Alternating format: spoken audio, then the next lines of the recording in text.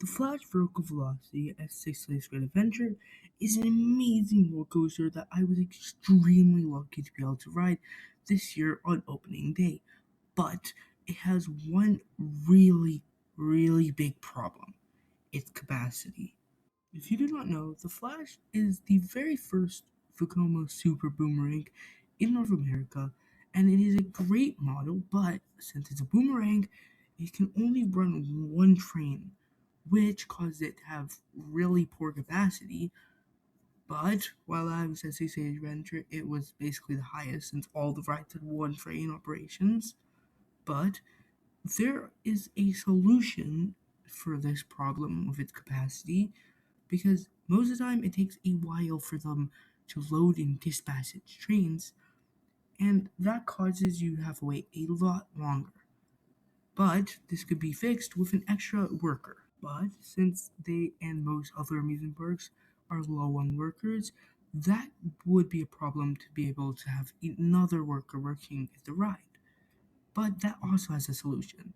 Since this Stage Great Adventure has a terrible fast pass thing, where they have to get you to go on your phone, set it up, and then go to a worker, get them to scan it, let you into the fast pass line, and then go into the front, show them it again, and let them scan it again, and then they give you something. But this could be fixed if they just do what most other amusement parks do, including Kansas Wonderland, where they have a door that says Fast Pass on it at the Fast Pass line, and a bracelet that they scan at the end of the Fast Pass line, which would give them at least one more worker from every single Fast Pass line that could go into other spots to help the capacity. This conclusion to the problem does have some problems, including that it wouldn't always make it have a faster line, since even though they have an extra worker, it still may take a while for one guest to get on or something. But most of the time it would help. And there's another problem where they have to train workers that were used to be working at scanning the bracelet or the phone to actually work on the rides, at the rides. They would also have to do a bunch of work to set up the new bracelets to work, because right now the thing on your phone only works one time. So they would have to make it so it works multiple times.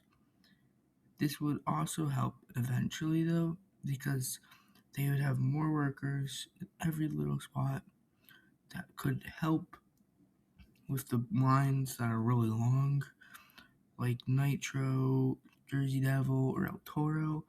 They could help its line, which is amazing.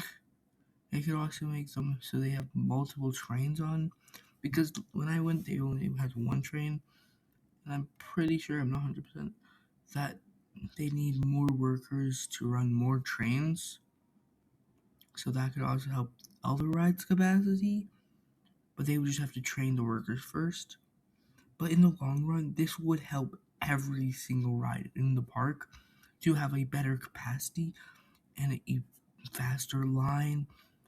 Though this would not always fix the problems, it's still such a good ride, and I'm fine with waiting a little bit longer of a line, as long as it's not like they're waiting 5 minutes in between each launch, which when I went, it wasn't. It was more like 1 to 2 minutes, which is still not the best, but it's not that bad, so I can deal with that.